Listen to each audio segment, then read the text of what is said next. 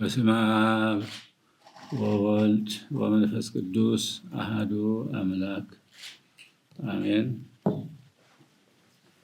በሀገራችን በኢትዮጵያ በገጠርና በከተማ የምትኖሩ ከሀገር ውጪ በተለያዩ አህጉር የምትገኙ የሀገራችንን ዳር ድንበር ለመጠበቅና ለማስከበር በየጠረፉ የቆማችሁ በሕመም ምክንያት በየጸበሉና በየሆስፒታሉ የምትገኙ እንዲሁም የሕግ ታራሚዎች ሆናችሁ የማረሚያ ቤቱ የምትገኙ ኢትዮጵያውያንና ኢትዮጵያውያት ሁሉ በቤዛዊ መስዋዕትነቱ ከሞተ ኃጢአት ታድጎ የትንሣኤ ሙታንን በር የከፈተልን ጌታችን ኢየሱስ ክርስቶስ እንኳን ለብርሃነ ትንሣኤው በሰላም አደረሰን አደረሳችሁ። ወአነ እምየጡ ነፍስየ ቤዛ ባግዕየ ከመ ካዕበ አንሥአ። ዳግመኛ አነሳት ዘንድ ነፍሴን የበጎቼ ቤዛ አድርጌ እሰጣለሁ። ዮሐንስ ወንጌል ምዕራፍ 10 ቁጥር 17።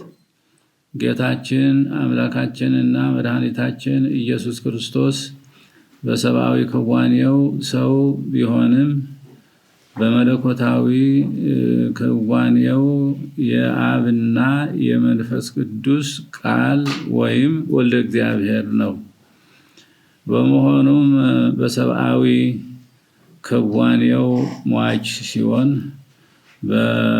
በመለኮታዊ ክዋኔው ተነሽና አንሺ ነው። ከዚህ አንጻር ስግው ቃል ሁለቱንም ተግባራት በአንድ አካልና ክዋኔ የመፈጸም ስልጣን አለው።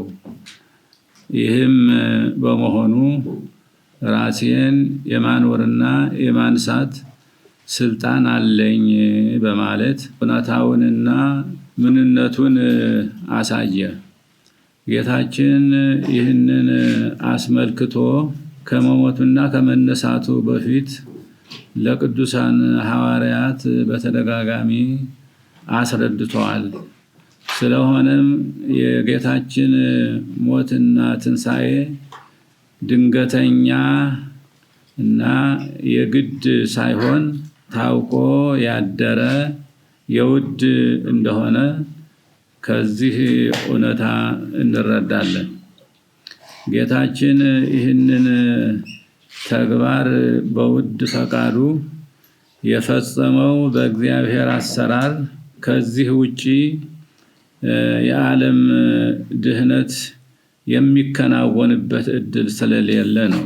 በእግዚአብሔር አሰራር ኃጢአትና በደል የሚሰረዘው በቤዛዊ መስዋዕት ብቻ እንደሆነ ከብሉይ ኪዳን ጀምሮ በነበረው የቤዛዊ መስዋዕት አቀራረብ የታወቀ ነው።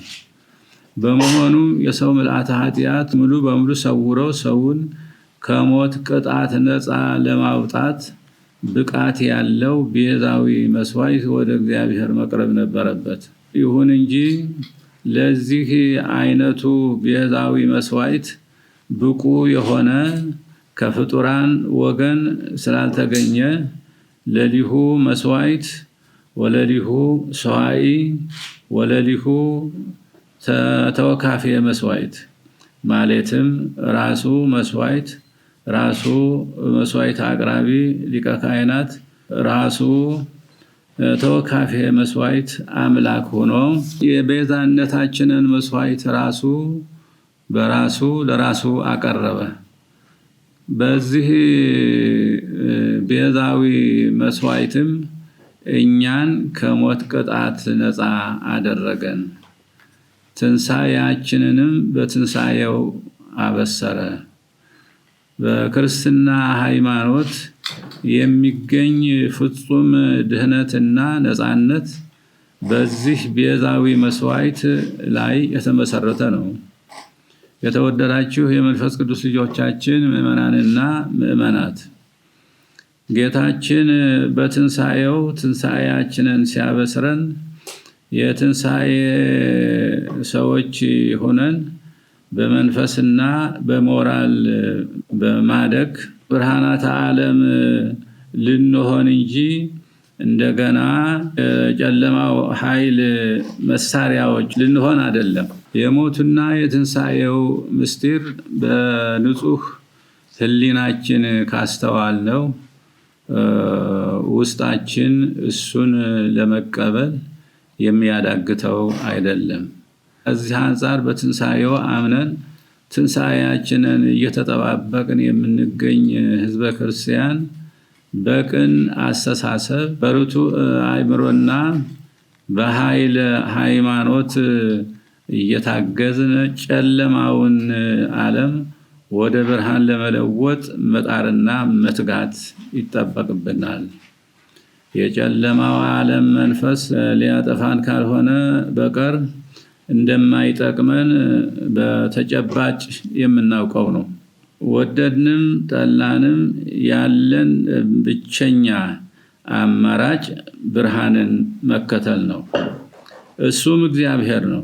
በብርሃን የሚመላለስ ሁሉ እንደማይጎዳ በእግዚአብሔር የሚኖር ተጎድቶ አያውቅምና ነው። ዓለም እንዳጠቃላይ በጨለማ ተውጦ ሲተረማመስ የምናየው ከብርሃን ይልቅ ጨለማን ምርጫው ስላደረገ ነው። ስለሆነም የኛ ምርጫ ብርሃን የሆነውን እግዚአብሔር እንዲሆን የቤተ ክርስቲያን የዘወትር ጥሪ ነው።